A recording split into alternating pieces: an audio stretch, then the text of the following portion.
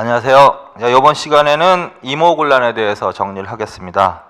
자, 1863년부터 1873년까지는 흥선대원군 물어보는 거지. 그 다음에 대외적인 정책으로는 쇄국 정책을 한 거죠. 그러다가 이제 1813년 퇴진하고 고종의 친정이 시작되면서 개화에 관심을 보이다가 일본의 강요로 강화도 조약, 개화 정책을 하는 거지. 이때부터 근대화 정책을 하는 거지. 자, 그래서 이제 개화 정책의 내용까지 공부하셨잖아. 미정척사운동, 개화 정책. 그런데 개화 정책은 반발을 일으켰다는 거지. 유생들. 그래서 개화 정책 80년, 81년에 어떤 내용이 있는 거고 거기에 반발해서 신사척사 운동도 있었다. 신사척사 운동도 전개되었다. 이만성과 홍제학. 그러니까 지금 이모군란 할 때 이모군란은 결론은 1882년에 일어난다고. 이모군란을 정리하는 거야. 이모군란. 그래서 이모군란 전의 상황. 정부는 근대화 정책을 추진하고 있었고 여기에 반발해서 유생들, 위정척사가들은 신사척사 운동을 전개하기도 했다. 그래서 이것도 하나. 이거는 이제 유생들이 반발한 거지. 보수적인 유생들, 위정척사가들. 반면에 또 누구도 불만을 갖고 있었냐면 구식군인들도 불만을 갖고 있었다라는 거야. 자, 그래서 구식군인은 이때 이 개화 정책 안에 우리나라 최초의 신식군대 별기군이 하나 창설된 거 있죠. 그래서 거기에 대한 차별 대우에 불만을 품고 있었던 차에 구식군인들이 녹봉이 계속 월급이 계속 밀려 있었다. 그러다가 일부 녹봉을 지급한다는 연락이 와서 선해청 도봉소로 달려가서 일부 녹봉을 받았는데 받아보니 쌀로 받았는데 거기에 반 이상이 뭐 돌이나 겨가 섞여 있었다. 그래서 폭발한 사건. 그게 이제 이모군란이 일어나는 거야. 자, 그래서 이모군란 전의 상황은 정부는 근대화 정책을 추진하고 있었던 거고 그거를 적극적으로 뒷받침했던 개화사상가들도 활동을 하는 거지만 거기에 불만을 품고 있었던 위정척사가들의 상소운동도 있었고 그러한 배경하에서 이제 구식군인들이 신식군대와의 차별 대우에 불만을 품고 일으킨 사건, 그게 이모군란입니다. 자, 그래서 이제 이모군란을 하나 정리하는 거야. 이모군란. 자, 그래서 383쪽 가면 배경. 자, 이모군란은 왜 일어난 거다? 개화 정책을 추진하기 위해서 일으킨 사건이 아니라 정부의 개화 정책에 대한 불만 때문에 일어난 사건이라고 할 수 있다. 구체적으로는 신식군대인 별기군과의 차별 대우에 대한 구식군인들의 불만, 또 일본의 경제 침투로 인한 경제 악화로 도시 빈민층의 불만 고조. 자, 그래서 결론은 구식군인 군란이기 때문에 구식군인이 주도를 했지만 얘네들이 주도했지만 이것이 확대되는 과정에서 도시 빈민층도 합세한다라는 거야. 도시 빈민층도. 구식군인이 참가한 이유는 차별도에 대한 불만. 그다음에 도시 빈민층이 참여한 이유는 정부의 개화 정책으로 인해서 일본의 경제적 침투가 강화된 거고 결론적으로 경제 사정이 더 악화되어서 거기에 대한 피해 때문에 불만. 전개, 도봉소 사건이라고 한단 말이야. 자, 그래서 무의영 소속 군인들이 밀린 녹봉을 지급받는 과정에서 불만이 폭발한 사건이다. 이때 선해청에 있는 도봉소라는 기구에서 녹봉을 지급하는 과정에서라는 거야. 그래서 그걸 도봉소 사건이라고도 한다. 그래서 선해청 당상 민겸호를 습격하고 일본인 별기군 교관을 살해했다. 자, 그래서 이때 이제 밀린 녹봉 과정에서 이제 불만이 폭발한 구식군인들이 정부의 개화 정책을 추진했던 관료들이나 아니면 비리를 저질렀던 선해청 관리들, 민겸호 대표적인 사람, 그 다음에 일본에 대한 반감도 심했기 때문에 일본 공사관도 막 습격을 하고 그래. 그래서 일본 교관, 별기군 교관을 살해한다. 그건 줄쳐놓아서 일본인 별기군 교관 살해된 때가 어느 때다? 이모군란 때. 자, 그리고 이 과정에서 누구도 합세한다? 도시 빈민층도 합세했다. 그거 읽고 그 다음에 결국은 어디를 점령한다? 궁궐을 점령한다. 창덕궁 줄쳐놔. 1880년대 주요 사건, 특히 이모군란과 갑신정변이 있죠. 요거는 다 창덕궁과 관련이 있어. 자, 이모군란과 갑신정변이 발생했을 때 고종은 어디서 정사를 돌보고 있었다? 창덕궁으로 가는 거야. 그래서 창덕궁 주초나 경복궁, 덕수궁 이러지 말고. 그래서 군란 주도자들이 창덕궁을 장악하자 고종은 흥선대원군을 등용했다. 고종은 흥선대원군 등용. 그것도 줄쳐놓으세요. 이때 이 구식군인들이 누구에게 도움을 요청했냐면 흥선대원군에게 도움을 요청했단 말이에요. 이때 당연히 흥선대원군도 정부의 개화 정책을 별로 못마땅해 하는 사람 중에 하나라는 거야. 그래서 이 시기 크게 보면 고종과 민씨정권, 특히 옹공개화파를 중심으로는 정부가 개화 정책을 추진하려는 세력이고, 유생들, 흥선대원군, 구식군인들, 도시빈민층 얘네들은 정부의 개화 정책에 좀 불만을 갖고 있었다라는 거야. 그래서 이 구식군인들의 불만을 무마하기 위해서 고종이 흥선대원을 다시 등용을 한다. 그래서 73년에 퇴진됐다가 다시 무슨 사건이 전개되는 과정에서 등용된다? 이모군란. 그리고 이때 명성황후가 살해 위협을 느낀다고. 그래서 이때 명성황후는 충주 장원으로 피신을 간다. 변벽을 하고. 그리고 다시 권력을 잡은 흥선대원군은 그동안 하고 있었던 개화 정책을 중단 후퇴시켜 버린다고. 자, 이 변란이 터지자 이때 이제 뭐다? 일본도 피해를 입는 거지. 공격을 받아서. 그래서 일본이 군을 파견하게 된 계기가 된 사건이야. 한편으로는 이 논란으로 결국 민씨 정권이 무너지는 거거든. 그래서 민씨 정권이 무너지면서 청나라에 원군 요청을 한다고. 그래서 이 사건은 또 청일 양국군대가 파견되는 계기가 된 사건이란 말이야. 자, 그래서 청과 일본의 군대 파견 읽어보면 되고, 일본은 조선 거주 일본인 보호를 내세워서 군대를 파견했고, 청은 민씨 정권의 요청으로 군대를 파견했다. 이렇게. 그러나 이 두 나라 중에서 먼저 어느 나라가 적극적으로 개입하냐면 청나라가 개입을 한다고. 결론이야. 그래서 청의 군사적 개입으로 군란이 진압당한다. 그리고 청은 흥선대원군을 군란의 주모자로 지목하고 청으로 압송해갔다. 줄쳐놓으세요.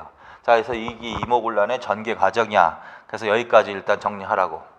자, 이모군란이 일어날 때 배경은 뭐다? 개화 정책에 대한 불만이 폭발한 거야. 개화 정책에 대한 불만. 주도자. 그래서 친식군대, 별기군과의 차별대의 불만을 품은 구식군인과, 그 다음에 일본의 경제 침투로 인해서 피해를 받은 도시빈민층이 합세했다. 그래서 이 과정에서 이 군란의 주모자들이 일본인을 공격하기도 했다. 일본인 교관이 살해되기도 했다. 그리고 얘네들이 이제 어디를 점령했다? 창덕궁을 점령했다. 궁궐을 점령한 거야. 창덕궁 점령하자 고종은 이들의 불만을 무마시키기 위해서 누구를 잠시 재등용한다? 대원군을 다시 등용시킨다. 그러면서 민씨 정권은 이제 무너지는 거야. 개화 정책을 추진했던 민씨 정권은 붕괴. 그 다음에 명성황후는 변복을 하고 피신, 충주 장원으로. 그리고 이때 등용된 흥선대원군은 개화 정책을 더 강력하게 추진해 나간다. 개화 정책을 중단시킨다. 그래서 후퇴라는 용어를 쓴 거지. 후퇴. 그러나 이때 물러나면서 민씨 정권이 붕괴되면서 청에 원군 요청을 한다고. 그래서 청군도 들어오고, 그 다음에 이때 일본군이 피해를 입었기 때문에 일본군도 청일 양국 군대가, 청일 군대가 조선에 파견되는 사건. 그러나 결국은 누가 강력하게 더 적극적으로 개입을 한다? 청이 개입한다. 청의 개입. 그래서 밀란은 진압당한다. 여기까지야. 여기까지. 그래서 이게 전개 과정이란 말이야. 그 전개 과정을 계속 전체적으로 읽어 놓으시고, 그 다음에 이제 이거 사건의 결과가 어떻게 되느냐. 당연히 청의 개입으로 이게 진압됐다. 그리고 청의 내정 간섭이 당연히 심화됐을 것이란 말이야. 쓰지 말고 들으세요. 일단 청의 내정 간섭이 심화된단 말이야. 당연한 거지 뭐. 청이 개입해서 이 사건이 진압당했다라는 걸 알면 이모군란 이후의 전반적인 상황은 청의 정치적 영향력이 강화되고 일본의 정치적 영향력은 좀 약화되는 사건이었다라는 거야. 자, 그래서 대원군을 이 군란의 주모자로 지목해서 대원군을 어떻게 한다? 청으로 끌려간다. 압송해 간다. 그래서 결론, 이모군란 과정에서 잠시 등용된 거지 이모군란의 결과 청에 의해서 등용된 게 아니야. 청에 의해서는 끌려가야 하는 게 맞는 거야. 끌려간다.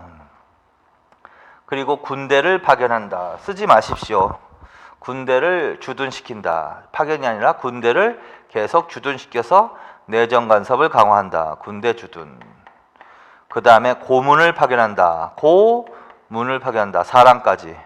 멜렌드로프하고 마건상. 그래서 고문을 파견해서 영향력을 더 강화 확대시키려고 한 거지. 그 다음에 조약을 하나 체결한다. 조청 상민 수륙 무역장장. 조청 상민 수륙 무역 장정이라는 것을 체결한다. 그거 다 책에 있으니까 한번 내가 미리 한 거야. 그래서 청의 이모군란의 결과로 나타난 사실로 맞는 것은 전반적으로 청의 영역은 강화돼야 돼. 내정 간섭이 심화되었다. 구체적으로 대원군을 끌고 가고 군대를 주둔시키고 고문을 파견하고 조청 상민 수륙 무역 장정을 체결한다. 조약이 이때 또 나와야 돼.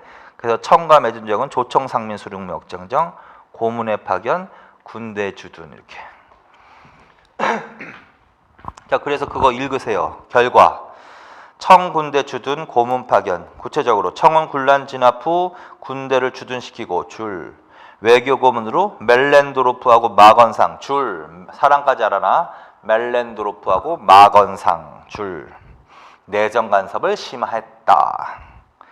그 다음에 청과 무슨 조약을 체결한다? 조청 상민 수륙 무역 장정. 그거 반드시 그건 더 줄쳐놓으세요.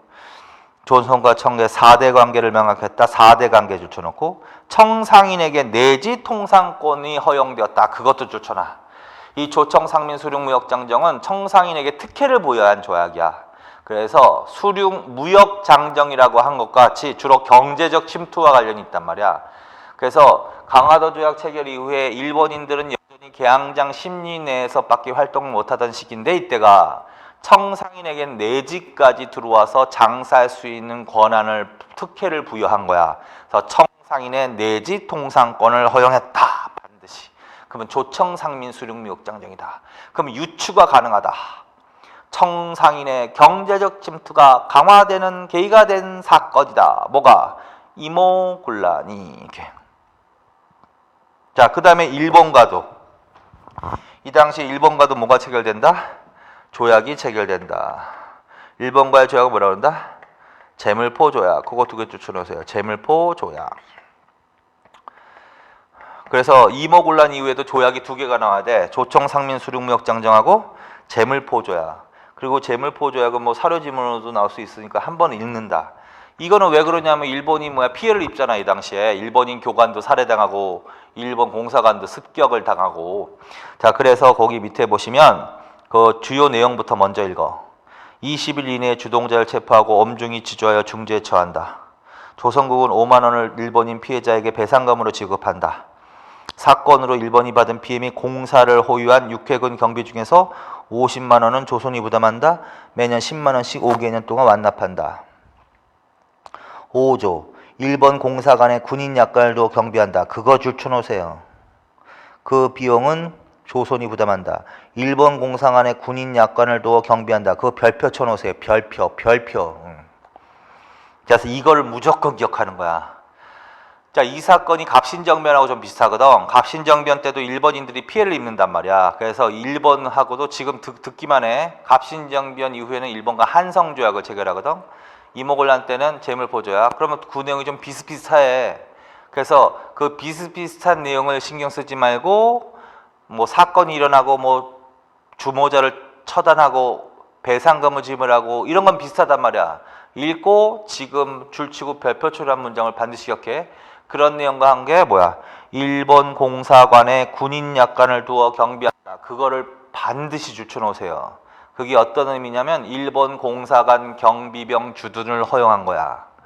근데 일본 공사관을 경비한다라는 구실을 세워서 그런데 그 주둔시킨 게 군인이라는 거야. 그래서 그건 의역하면 일본 군대 주둔을 허용한 조항이야.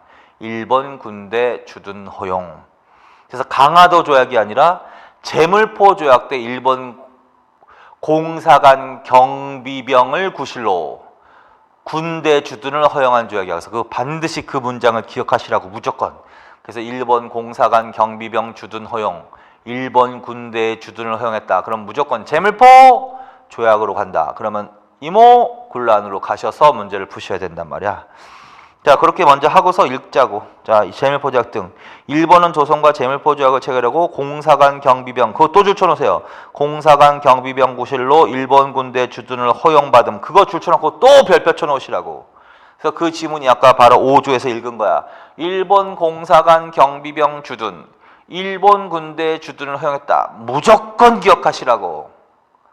그래서 일본 군대가 주둔하는 계기가 된 사건이 뭐다? 강화도 조약이 아닙니다. 이모군란입니다. 자, 그 다음에 일본의 3차 수신사 파견, 그것도 줄쳐놓으세요. 제물포 조약 내용 중에 그런 얘기도 있어. 빨리 사신을 파견해서 일본에게 사죄하라, 이런 식으로 내용이 나와있거든. 그래서 이모군란 직후에 일본에 파견된 사신은 뭐라 그런다? 3차 수신사라고 한다. 3차 수신사 줄. 거기다 사죄사라고도 써놔. 사죄사라고도 한다. 사죄사. 사죄하러 가는 거야, 일본에게. 그래서 3차 수신사 사죄사 파견. 누구를 보냈다? 박영효, 김옥균, 서강범. 그 줄 쳐놓으세요. 얘네들은 급진기아파야. 급진기아파. 김옥균은 특히 더 기억하고, 김옥균, 박영효, 서강범 등 급진기아파를 파견합니다. 이때. 그리고 처음으로 얘네들이 뭘 사용했대? 태극기를 사용했다. 그것도 줄쳐놓으세요. 자, 그 다음에 일본의 압력으로 서울에 건립된 척화비가 철거되었다. 일본은 각 계양장에서 통상 허용 범위를 확대시켜 나갔다. 그건 눈으로 읽어. 자, 그래서 결론. 이모군란의 배경, 그 다음에 전개 과정, 그 다음에 결과, 그 다음에 결과 중에 그 두 조약은 반드시 좀 기억해 두시라고. 이모군란 이후에 두 조약, 제물포 조약과 제물포 조약과 그 다음에 뭐? 조청, 상민, 수륙, 무역, 장정. 이거는 더 기억하시라고. 나머지도 기억하지만. 자, 그래서 이모군란 이후에 일본과 맺은 조약은 제물포 조약. 뭘 기억하라 그랬지? 일본 공사관 경비병 주둔을 허용했다. 그거 반드시. 그리고 또 하나. 제물포 조약에 의거해서 일본의 사건 직후에 일본에 사신을 파견한다고. 그걸 몇 차 수신사라고 한다? 3차 수신사. 그 두 개는 반드시 기억하세요. 일본 공사관 경비병 주둔을 허용했다. 그게 제물포 조약의 영향이다. 그다음에 3차 수신사 김옥균 등 급진기아파를 파견했다. 제물포 조약의 영향이다. 그래서 처음으로 태극기를 사용했다. 그거 기억해. 그다음에 조청 상민 수륙 무역 장정은 청과 당연히 맺은 조약이고 청상인에게 내지 통상권을 허용한 조약이다. 그래서 이 사건 이후에, 이 조약 이후에 청의 경제적 침투가 강화되는 계기가 되었다. 그렇게 반드시 기억하시란 말이야. 자, 그래서 거기까지 하시면 된단 말이야. 자, 그래서 이모군란 간략하게 이런 식으로 정리해 놓으십시오. 자, 그 다음에 이제 갑신정변으로 갑시다. 자, 1384쪽으로 갑신정변. 자, 그러면 이모군란 이후의 상황을 봅시다. 이모군란 이후의 상황은 어떠다? 결국은 이모군란은 결국은 누가 일으킨 거야? 개화정책에 반대해서 일으킨 거지. 그런데 결국은 청에 의해서 다시 민시정권이 민시정권이 다시 세워진 거야. 그리고 얘네들과 결탁되는 애들은 온건계아파가 전국을 주도한다. 온건계아파. 그래서 개화 사상할 때, 개화파 할 때 온건계아파하고 급진계아파 이렇게 그 분류해서 반드시 정리해 놓으시라고 그랬죠. 그 두 세력 간의 대립이 지금부터 본격화되기 시작하는 거야. 자, 이모군란 이후에 주로 집권층 고위관료는 누구다? 민시정권과 온건계아파다. 민시정권과 온건계아파. 온건계아파 세 사람은 기억하라 그랬지. 김홍집, 김윤식, 어윤중. 그래서 김홍직, 김윤식, 어윤중과 민시정권은 점진적으로 근대화 정책을 추진하려는 입장이었단 말이야. 얘네들이 주로 고위관료, 장년층 고위관료. 얘네들은 동도서기적 입장에서 그 점진적인 근대화 정책을 추진하려고 했던 애들이야. 얘네들은 청의 양무운동을 모델로 삼아서 근대화 정책을 추진하려고 했다. 얘네들은 청과의 관계를 당장은 단절할 수 없다. 그래서 얘네들 친청사대당이라고 부르는 거지. 반면에 얘네들과 본격적인 대립을 하는 애들이 뭐라는 거야? 급진개화파라는 거야. 그래서 급진개화파, 일명 개화당이라고 하는 애들, 개화당, 독립당이라고 하는 애들. 그래서 얘네들은 얘네들에 비해서 청년층, 아주 어린 애들, 아직 젊기도 하고 소장파 관료들이란 말이야. 얘네들은 집권 세력이고, 얘네들은 변법 자강, 아주 급진적인 입장에서 근대화 정책을 추진해 나가려는 세력이란 말이야. 얘네들은 일본의 메이지 유신을 모델로 근대화 정책을 추진해 나가려고 했던 세력. 얘네들은 당장 청과의 관계를 단절하고 자주 독립 국가를 세워야 된다라는 입장이라는 거지. 그래서 사사건 대립을 하는 거지. 대표적인 애들이 김옥균, 박용효, 홍영식, 서강범 등 이런 애들이 있다. 그래서 이 부분을 반드시 정리를 해놔야 된단 말이야. 자, 그래서 결국 거기 나와 있지. 배경하면 온공기압하고 급진기압파 간에 갈등이 있었다라는 거지. 온공기압하고 급진기압파 간의 갈등. 읽어. 이모군란 후 청해 내정 간섭이 심하. 거기까지도 줄쳐놓으세요. 당연히 이모군란 이후에는 상황이 없었다. 청해 내정 간섭이 심화되는 때다. 맞죠? 그런 상황 하에서 집권층인 민씨와 온공기압파 세력은 친청 4대당으로 변해간다는 얘기야. 그리고 점진적인 근대화 정책을 추진하려고 했다는 얘기지. 자, 상하에서 집권층인 온공기압파, 소장파 관료인 급진기압파 세력 간의 대립이 심화되었다. 이런 식으로. 근데 이제 누가 힘이 센 애들이야? 얘네들이 힘이 센 애들이고 얘네들이 힘이 적은 애들이잖아. 그래서 거기 급진기압파 밑에다 이렇게도 써놓으세요. 충의계라는 거. 충의계라는 비밀결사 조직을 결성해서 이미 이전부터 정부 내 충의계라는 비밀결사 조직을 운영했던 세력이 누구다? 급진기압파, 개화당이라고 하는 거야. 그래서 점차 정부 내에서 좀 힘을 키우기 위해서 비밀결사 조직을 운영하고 있었다. 충의계라고도 써놔. 충의계는 어느 세력과 관련있다? 급진개화파 이렇게. 그러나 어쨌든 얘네들이 집권 고위 걸려고 얘네들은 좀 힘이 약한 애들. 충의계라는 비밀결사 조직을 통해서 자기 세력을 확장하고자 했다. 이렇게. 자, 그 다음에 거기 밑에 보시면 또 뭐가 나온다? 발생. 자, 개화당이 주되다. 개화당 줄. 자, 그래서 결국 개화당이라 하면 누구 말하는 거야? 얘네들 말하는 거야. 다시 머릿속으로 복습시켜 드릴게요. 자, 개화당은 사람은 누구다? 김옥균, 박용효, 홍영식, 서강범,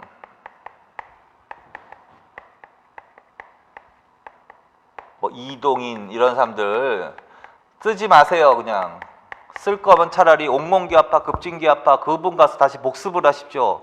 쓰지 말고 지금 복습을 머릿속으로만 한번 해. 자, 그래서 이건 급진기압파. 얘네들은 어떤 입장에서 근대화 정책을 추진하고 했던 거야? 변법 자강. 그 다음에 문명개화. 그럼 무슨 소리야? 급진적인 근대화 정책을 추진하려고 했던 소리지. 자, 얘네들은 어느 나라를 모델로 했다? 일본의 메이지 유신을 모델로. 자, 얘네들은 어느 나라로부터의 독립을 최우선적으로 생각했어? 청으로부터의 독립, 자주독립. 따라서 얘네들은 결국은 이 땅에서 청나라를 몰아내자라는 거야. 반청. 그래서 얘네들은 다 소장파 관료들이라는 거지. 청년층 소장파 관료들이다. 얘네들 힘이 약했기 때문에 무슨 결사 조직을? 충의계라는 비밀 결사 조직을 조직하고 세력을 확대시키고자 했다라는 거야. 자, 그래서 갑신정변을 주도했던 애들은 개화당인데 개화당의 성격은 여기서 답을 고르셔야 된단 말이야. 그래서 다시 머릿속으로 복습만 하시라고. 그래서 이 사건 누가 주도했다? 개화당. 얘네들이 주도했다고. 자, 그런데 얘네들이 김옥균 등 급진기압파가 무엇은 도입을 실패했다? 차관 도입 실패, 시도 실패. 그것도 줄쳐놓으세요. 이거는 그것과도 관련이 있어. 이모군란 이후에 재물포조약이 체결되고 그다음에 일본에 파견됐다 그랬지? 사신이 그걸 3차 수신사라고 했지? 3차 수신사. 그래서 이모군란 직후 일본에 3차 수신사가 파견되는데 그때 갔던 게 급진기아파라고 말씀드렸죠. 김옥균, 박용효 이런 식으로 급진기아파. 그때 일본에 가서 일본으로부터 차관 도입을 시도한 거야. 그때부터. 그 의미는 무슨 말이냐면 이 당시에 근대화 정책을 추진한 시기 아니야 정부가. 그러면 근대화 정책을 추진하기 위해서는 돈이 필요한데 국가 재정이 넉넉지 않았다는 거죠. 그래서 국가 재정을 확충하는 방안으로 이때 급진기아파가 건의한 게 일본으로부터의 차관 도입이라고. 그래서 이모군란 이후에 김옥균 등 급진기아파가 일본에 파견되어 그때부터 이미 일본과 차관 교섭을 시도했는데 결론적으로는 그 차관 도입 시도가 실패로 끝나서 정부 내 입지가 많이 약화된 거야. 그래서 온공계화로부터 탄압을 더 받는 거야. 그래서 거사를 일으키게 되는 배경 중에 하나로 그게 들어가는 거야. 그래서 결론 차관 도입 시도 실패 그거 그 다음에 1884년 청불전쟁으로 조선 주둔 청군 반철수 그거 지금 배경하는 거야. 그래서 결론은 얘네들이 이걸 일으켰는데 얘네들이 1884년에 뭘 일으켰는데 결론은 갑신정변을 일으켰는데 지금 갑신정변에서 하고 있습니다. 갑신정변이 일어나게 된 배경을 크게 보면 이모군란부터라는 거야. 이모군란 이후에 청해 내성 간섭이 심화되고 청해 내정 간섭이 심화된 상황하에서 이때 집권 세력인 민씨 온공기아파 세력은 친청 4대당으로 변해가더라는 거지. 그리고 점진적인 근대화 정책을 추진하려고 했다는 거지. 거기에 이제 불만이 생긴 거지. 급진 개화파, 개화당이, 독립당이. 그래서 얘네들이 결국은 이 사건을 일으킨 주도 세력이 되는 거지. 근데 이렇게 배경이 되는 게 첫째, 얘네들이 무엇을 시도했으나 차관 도입을 시도했으나 실패로 끝났다. 그거 하나. 그 다음에 1884년에 청과 프랑스가 전쟁을 한다고 그걸 청불전쟁이라고 해. 그러면서 조선에 주둔하던 청군 반이 철수했다. 그러면 청의 군사력이 약화된 거 아니야. 두 번째 이유. 세 번째 뭐다? 일본 공사 다케조의 후원 약속 출. 이 급진기아파는 청을 몰아내려고 한 생각을 했지. 일본이 조선을 식민지로 만들려는 야욕을 갖고 있는 나라라는 것은 인식을 못했나 봐. 그래서 일본의 후원으로 이 사건을 일으키는 거야 결론은. 그래서 일본 그 공사가 다케조회라고. 자, 그래서 세 개 기억해. 개화당이 주도해서 일어난 사건이다. 맞지? 근데 개화당이 이 사건을 일으키게 된 배경이 뭐다? 차관 도입 시도 실패로 인한 입지 약화. 두 번째 청불전쟁으로 청군 반철수. 그 다음에 일본 다케조회 공사의 후원 약속. 도와주겠다. 니네들이 거사를 일으키면. 그래서 그 세 개 딱 박아라. 그래서 그 세 개가 바로 무슨 사건의 배경이다? 갑신정변의 배경이다. 그래서 이제 실제로 거사를 일으켜서 온공기아파를 무너뜨리려고 한 거야. 구체적으로는 어떤 사건을 계기로 일으켰다? 우정국 개국 축하 연출. 이거 뭐 근대화 정책 할 때도 했잖아. 우정국은 우편 사무를 위해서 설치한 건데 1884년에 개국을 했다고. 그리고 여기에 총책임자가 급진기아파인 홍영식이야. 홍영식. 그래서 홍영식이 총판, 홍영식 줄쳐놔. 우정국 개국 축하 잔치를 계기로 정변을 일으킨 거야. 정변을. 그래서 쿠데타를 일으킨 거지. 그래서 정권을 장악했고 신정부 수립을 선포했다. 자, 그래서 이게 바로 갑신정변의 주도 세력과 배경이야. 자, 그래서 여기까지 정리. 갑신정변은 누가 일으켰다? 개화당. 급진개화파가 일으켰다. 그리고 개화당, 개화파 정리를 해놓으시고, 그 다음에 배경이 뭐다? 개화당의 차관 도입 시도 실패. 그 다음에 청불전쟁으로 청군 반철수, 일본 다케조회 공사의 후원 약속, 우정국 개국 축하 잔치 이런 거. 그래서 결국 거사가 발생했습니다. 그래서 결과 그래서 결과 변란이 일어나자 또 누가 적극적으로 개입을 하더라는 거야. 청나라가 또 적극적으로 개입을 하더라는 거야. 그래서 이 사건 또한 이 사건 동안 청의 개입으로 3일 만에 끝납니다. 그래서 그걸 3일천하라고도 합니다. 그래서 청의 개입 3일천하 줄. 정변이 발생하자 청이 다시 개입해서 3일 만에 정변이 끝났습니다. 그래서 3일천하로 끝났습니다. 이 사건은. 그러면 갑신정변으로 가시는 거야. 그리고 어떻게 됐느냐 결과. 정변의 주도 세력은 누구야? 급진기아파들이지. 그래서 급진기아파들은 피살당하거나 망명. 그리고 읽어. 홍영식, 박영교 등은 피살당하고 김옥균, 박영효, 서광범, 서재필 등은 일본으로 망명을 했다라는 거지. 그리고 일본과 무슨 조약을 체결했는데 또 한성조약. 그것도 줄쳐놓으세요. 한성조약. 그래서 이모군란 이후의 두 조약, 제물포조약과 조청상민수륙무역장정, 갑신정변 이후에는 이게 나와야 돼. 한성조약과 텐진조약이 나와야 돼. 한성조약과 텐진조약. 그래서 그거 두 개 반드시 기억하세요. 자, 그래서 이모군란 이후의 조약은 뭐가 나와야 돼? 제물포조약과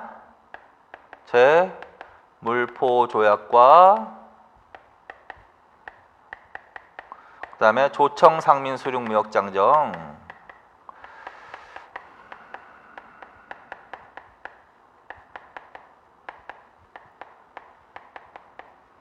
그리고 뭘 기억하라 그랬지?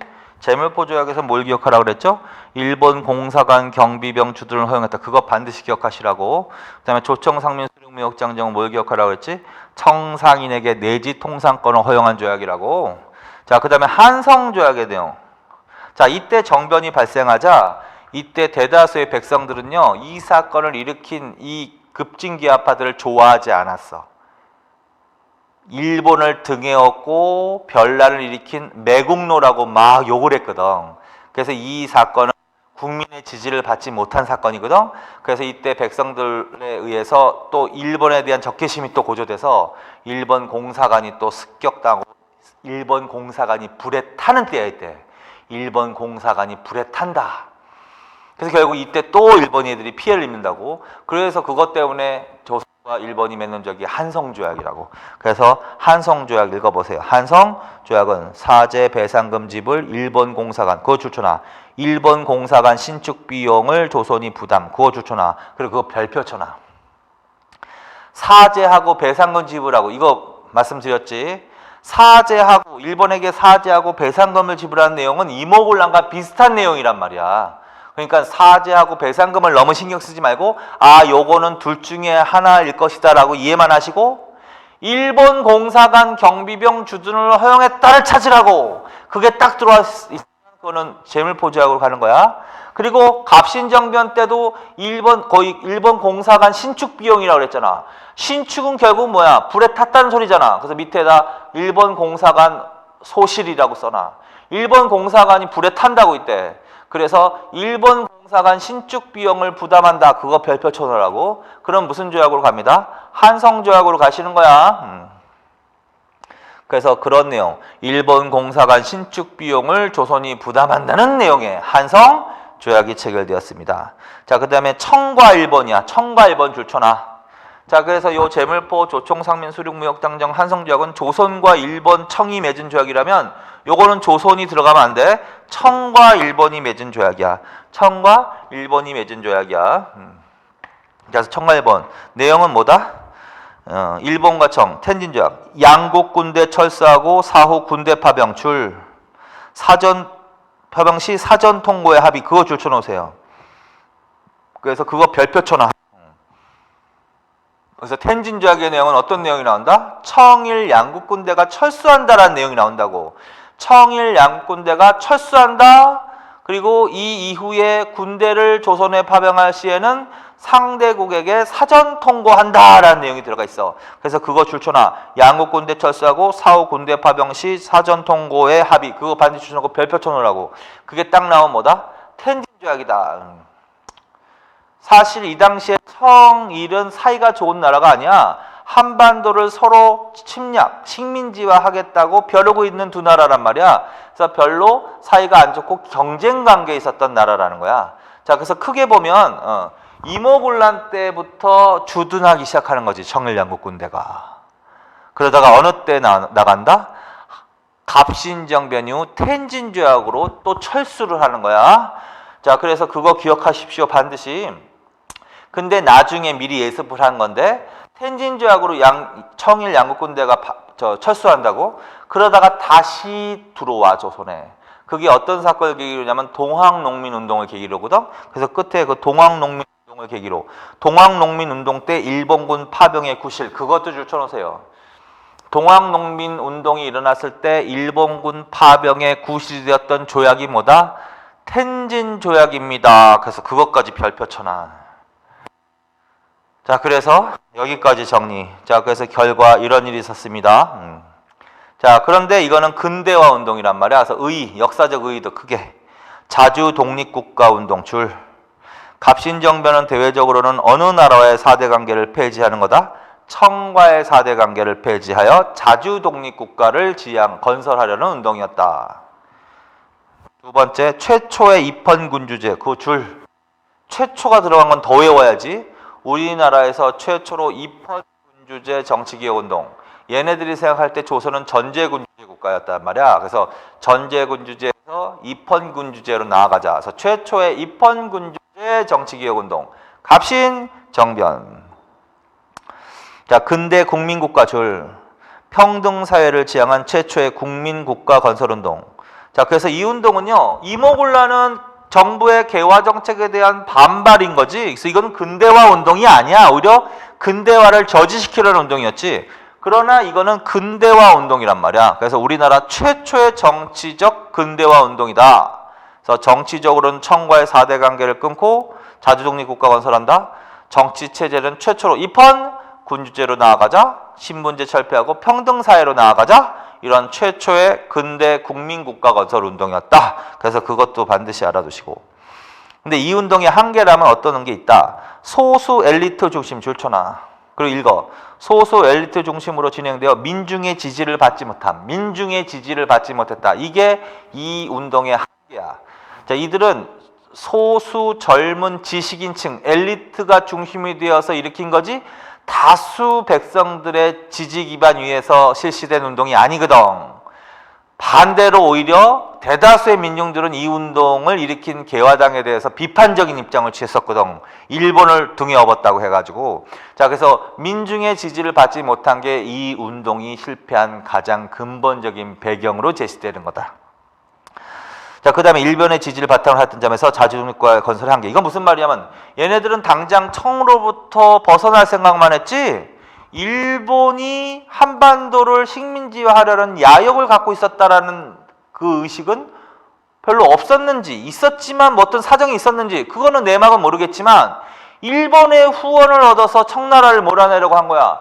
그러면 일본은 가만히 앉아서 이 조선 젊은 애들을 이용해서 청나라를 이게 성공했다면 청나라를 몰아내버린 거야. 그럼 경쟁 국가를 몰아내고 결국은 약한 조선을 먹을 수 있는 거지. 결국은 그런 거 한계 갖고 있다라는 거지. 자, 그래서 거기까지요. 자, 그 다음에 위에 갑신정변 보시면 정변 발생했지? 한번 읽어봐. 개화당은 1884년 10월 홍영식이 총판으로 있던 우정국 개국 축하연을 계기로 정변을 단행함과 동시에 정부 내 민씨 세력의 핵심인물과 군지휘관을 살해하고 정권을 장악한 후 개화파를 중심으로 신정부 수립을 선포했다. 맞지 뭐. 정변 우정국에서 창덕궁에서 또 동그라미 쳐놔. 경우궁으로 옮겼다. 이거 무슨 말이냐면요. 이때 왕은 고종은 창덕궁에 있었거든. 그래서 이 변란을 개화당이 일으키고 자기네들이 창덕궁으로 몰려가. 고종이 있는. 그래서 창덕궁에 있는 고종에게 거짓 얘기를 하는 거야.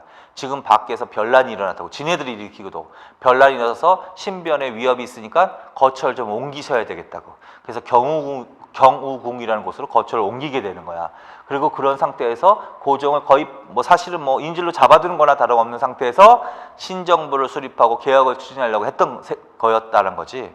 그래서 다시 말하지만 이모군란도 그렇고 갑신정변도 그렇고 고종이 어디로 가야 돼? 어디에 있어야 돼? 창덕궁에 있는 거야. 경복궁이나 덕수궁이 아니라고요. 자, 그래서 그거 기억하시기만 하면 된다는 거야. 자, 그래서 지금 갑신정변까지 정리해놨어. 자, 그 다음에 80년대 마지막 사건을 건다. 그게 검은도 사건. 물론 1889 방공령이 있지만 이건 경제 부분에서 할 거예요. 경제 부분에서 할 거고 1885년 뭘 정리한다? 검은도 사건을 정리한다. 검은도 사건. 이거는 별로 내용이 많지 않아. 자, 검은도 사건은 그 밑에 대내적인 상황 봐. 자, 그러면 검은도 사건은 갑신정변 이후의 상황이 배경이 되는 거지. 갑신정변 이후의 대내적인 상황, 청의 내정 간섭은 더욱더 심화되었습니다. 당연히 줄. 갑신정변, 이모곤란 때부터 청의 내정 간섭이 심화된 거지, 물론.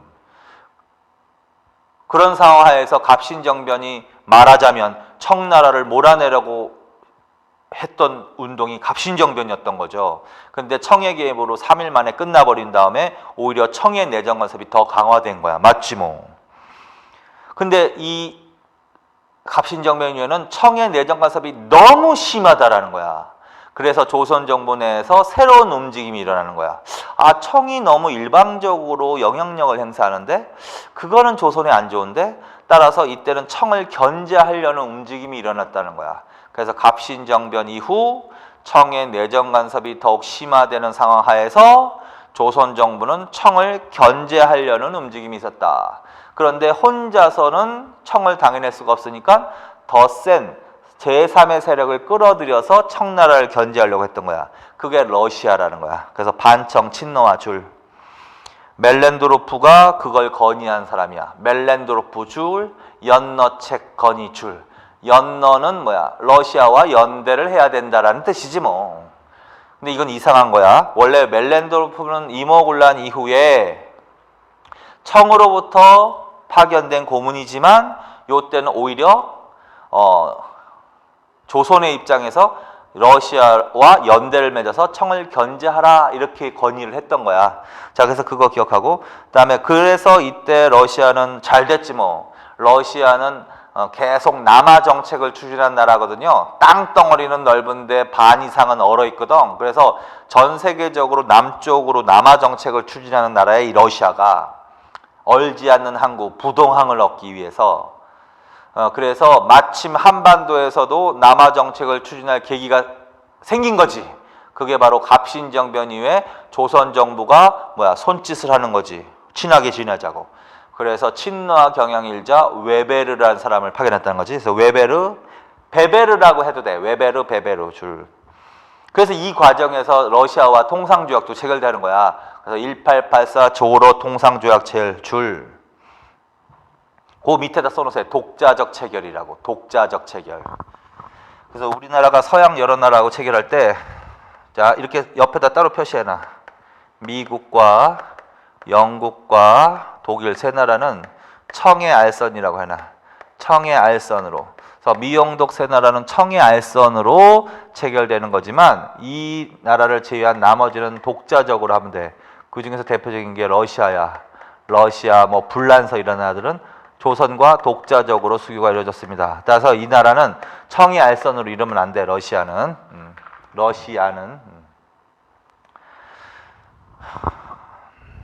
자, 그래서 여기까지 정리합시다. 여기까지. 대외적 상황까지 하고 정리하자고. 대외적 상황은 뭐냐? 영국과 러시아가 경쟁 관계에 있었다는 거야, 이 당시에.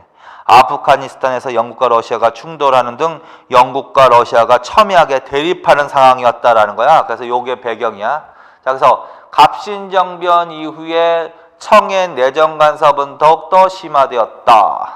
그래서 나타난 경향이 뭐다? 조선 정부가 러시아를 끌어들여서 청나라를 견제하려는 움직임이 있었다. 반청 친노와 경향. 러시아 입장에서는 이때 남하 정책을 강화시키는 시기다. 그래서 웨베르를 파견해서 조선과 외교를 강화하고 이 과정에서 통상조약도 체결한다. 요게 배경이란 말이야. 그 배경하에서 그러니까 결국 이때 러시아의 남하 정책이 강화되는 시기라는 거지. 그 상황 하에서 터진 게 바로 검은도 사건이라는 거야. 그래서 영국군이 검은도를 점령한 사건이라는 거야. 그래서 검은도 사건은 결론적으로 누가 일으킨 사건이야? 영국이 일으킨 사건이야.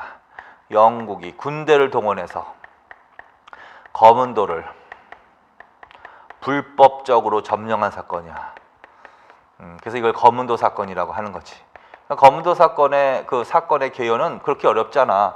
영국군이 거문도를 불법 점령한 사건, 그게 거문도 사건이라고요. 근데 그 거문도 사건이 일어나게 된 배경이 중요한 거지. 청의 내정 간섭이 심화되는 상하에서 친러, 러시아를 끌어들여서 청을 견제하려는 움직임이 있었다. 그래서 이때 러시아의 남하 정책이 강화되는 때다. 따라서 영국 경쟁 관계에 있던 영국이란 나라가 러시아의 남하를 저지하기 위해서라는 거지. 저지하기 위해서 거문도를 불법 점령하고 군대를 주둔시키고 러시아를 견제했다라는 거지. 자, 그래서 결국 영국군 거문도 점령. 1885년 3월 1일 영국 동영함대 사령관 윌리엄 도웰 제독이 이끄는 영국 군함 3척이 거문도를 불법 점령했다. 거문도에 상륙한 영국군은 섬 안에 포대를 구축하고 병영을 건설한 후 영국 국기를 기행하고 자기 마음대로 포트 해밀턴이라고 불렀다. 포트는 뭐야? 항구 말하는 거야. 포트, PORT. 해밀턴 항구. 자, 그래서 그걸 거문도 사건이라고 한다고. 그러면 결론. 거문도 사건은 영국군이 거문도를 불법 점령한 건데 이거 왜 일어났을까? 영국이 어느 나라를 견제하기 위해서? 러시아를 견제하기 위해서 일어난 사건이라는 거야, 결론은. 자, 그래서 거문도 사건 딱 정리해놓고. 자, 그러면 이 거문도 사건을 전후해서가 한반도가 굉장히 뭐야? 강대국들의 각축장이 돼버린 거라고요. 그렇죠? 강대국들의 각축장이 돼버리는 거. 청나라는 이쪽에 있는 거 맞지? 청나라는 내정 간섭을 더 강화하는 시기고, 그렇지? 일본도 여전히 들어와서 압력을 가하는 시기고, 남쪽에서는 러시아가 끼어드는 시기고. 그래서 이거를 막기 위해서 거문도를 점령한 사건 아니야, 그렇지? 그래서 강대국들의 각축장이 돼버린 거야. 그래서 한반도가 위태로워진 거야. 한반도에서 전쟁이 일어날지 모르게 된 거야, 지금. 그래서 한반도가 위태로워졌다. 강대국들의 경쟁 속에서. 그래서 한반도를 안전하게 보장하기 위해서는 한반도를 중립국으로 만들어야 된다라는 논의가 대두되기 시작한 거야. 자, 그래서 거문도 사건과 무슨 논 대두? 중립론 대두, 그것까지 줄쳐놓으세요. 그래서 거문도 사건과 중립론 기억해야 돼. 반드시. 거문도 사건을 계기로 나타난 구상이 뭐야? 한반도를 뭘로 만들자? 중립론으로, 중립국가로 만들자. 그래서 그걸 중립론이라고 해. 중립국가. 중립론이 대두되었다. 무슨 사건을 계기로? 거문도 사건을 계기로. 이렇게. 그리고 내용을 읽는 거야. 중립론. 독일 영사 부들러 줄.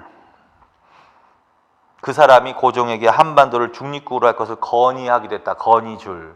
그래서 독일 영사 부들러가 중립국으로 할 것을 건의하기도 했고, 우리나라 사람 6.1준 줄. 열강이 보장하는 중립농상 줄. 6.1줄은 별표. 그리고 사료지문에서 6.1준의 글이 잘 나온단 말이야. 자, 그래서 거문도 사건을 계기로 중립론이 대두되었습니다. 중립론을 중립국 건의한 사람 독일 영사 부들러. 비슷하게 중립론을 구상한 사람 6.1준. 그래서 부들러하고 6.1준 기억하세요. 무조건 부들러하고 6.1준. 그리고 그 밑에 보면 6.1준의 서유 견문 있지? 그래서 6.1준의 서유 견문, 그 글을 쓴 사람이 6.1준이야. 그 6.1준은 어떤 사건을 계기로? 이거 서유 견문은 1895년에 나온 거야. 그래서 이 글이 나온 시기하고 이게 아니야. 6.1준의 글이라는 거야. 6.1준, 그래서 이 글을 지은 지은이에 대한 설명으로 만든 것은, 그러면 6.1준이란 소리지? 6.1준은 무슨 사건을 계기로? 거문도 사건을 계기로 무엇을 구상하기도 했다? 열강이 보장하는 중립론을 구상하기도 했다. 그래서 그거 반드시 기억하세요. 그리고 6.1준의 중립론에 관한 사료지문은 사료지문 편에 나와. 그래서 그거 반드시 읽으세요. 자, 여기까지. 자, 밑에 청해 대책. 자, 그래서 결국은 이때 뭐야? 조선 정부가 러시아를 끌어들여서 청을 견제하려고 했던 거 아니야? 그럼 청으로서도 조치를 취해야 되겠지?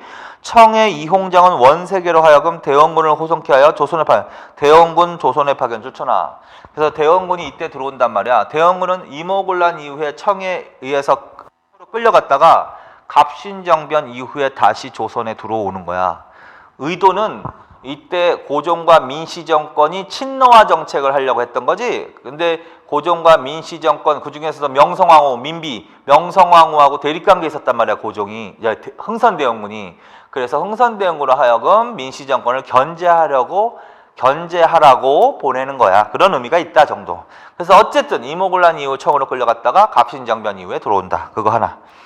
그 다음에 고문을 교체했다. 맞지? 멜렌도르프가 자기가 파견한 멜렌도르프가 연너책을 건의했으니 바꿔야 되겠지. 그래서 메릴과 데니로 교체된다.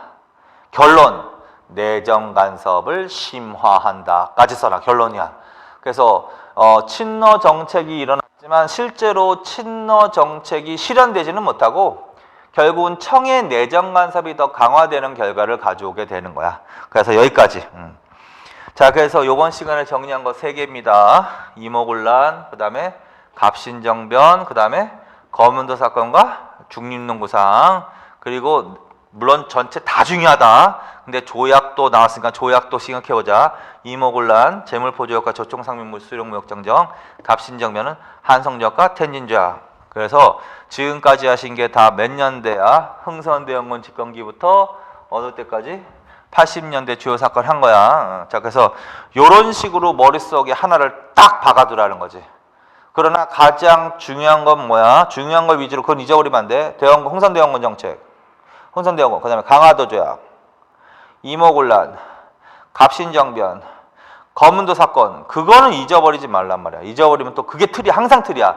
거기다가 자꾸 뭐야? 공부를 심화시키면서 그 사이에 위정척사 운동은 어디에서 나와야 되느냐, 개화정책의 내용은 뭐냐, 조약은 어디에 나와야 되느냐, 그게 겹쳐지는 거야. 자, 그래서 다시 결론적으로 다시 말씀드립니다. 강화도 흥선대원군 63년부터 73년까지, 76년에 강화도 조약, 82년에 이모군란, 84년에 갑신정변, 85년에 거문도 사건과 중립론. 그래서 그거 반드시 딱 정리해 놓으십시오. 그래서 이번 시간까지가 1880년대까지 정리하신 거고, 다음 시간부터 이제 1890년대 주요 사실들을 정리하겠습니다. 수고하셨습니다.